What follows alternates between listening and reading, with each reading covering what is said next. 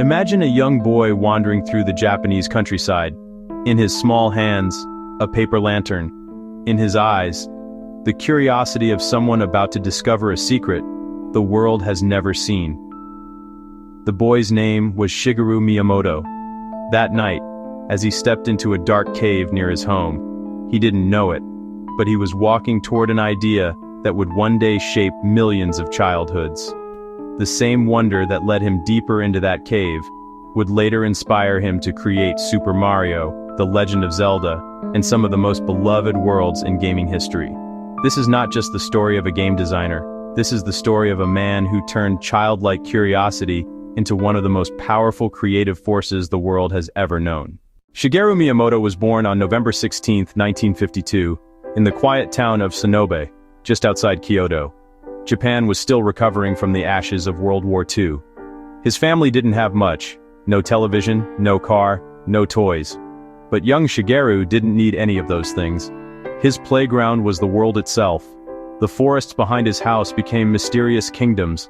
The rivers were vast oceans, and the caves, terrifying, thrilling portals to another world.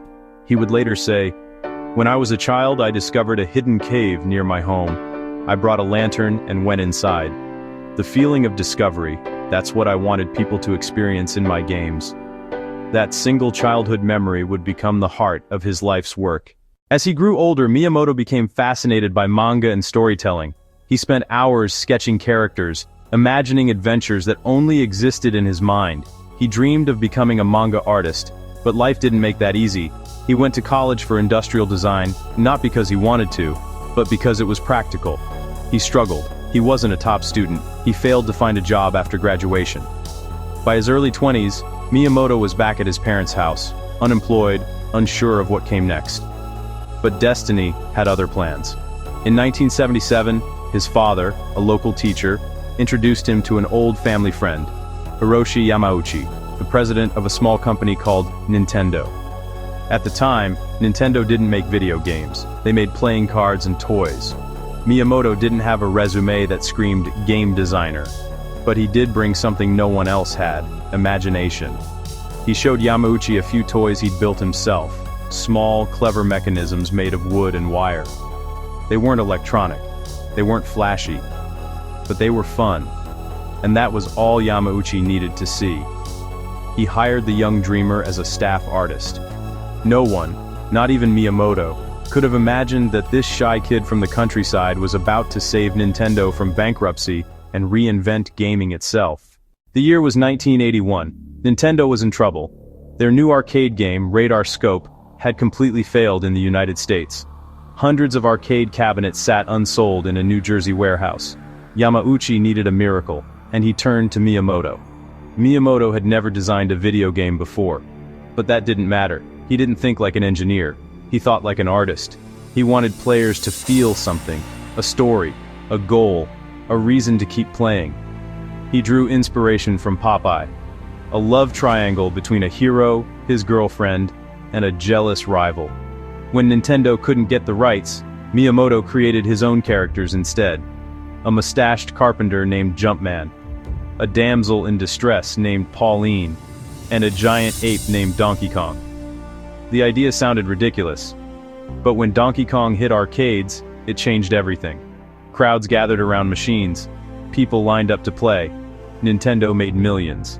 And Jumpman got a new name, Mario, after the landlord of Nintendo's US warehouse. A legend was born.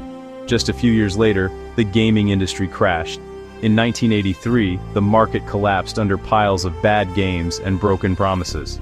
Stores stopped selling video games altogether. But Miyamoto refused to give up. He saw something others didn't. The future of gaming wasn't in arcades, it was in the home. Working with a small team, he began creating a game that would bring video games back from the dead. That game was Super Mario Bros. Miyamoto didn't just make a game. He made a world full of secrets, rewards, and possibilities. Players could explore, experiment, and discover, just like he did as a child. There were hidden blocks, invisible shortcuts, and power-ups that changed how the game was played. It wasn't about scoring points. It was about the joy of discovery. When Super Mario Bros. Launched with the Nintendo Entertainment System, it didn't just sell millions of copies.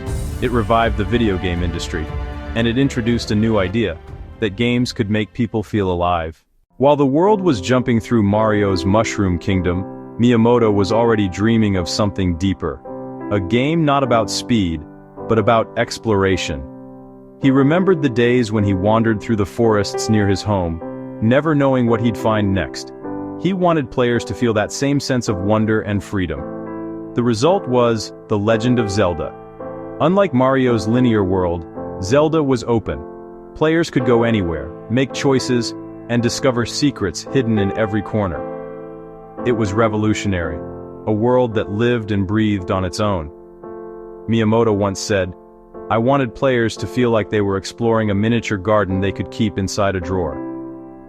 Zelda became one of the first games to let players save their progress, turning gaming from a short distraction into an ongoing adventure. And in doing so, Miyamoto didn't just create a new game, he created a new genre.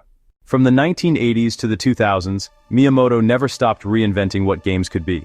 He helped bring us Super Mario World, Star Fox, Mario 64, and Ocarina of Time, each one a revolution of its era. He turned two-dimensional fun into three-dimensional magic. He made cameras work in virtual space.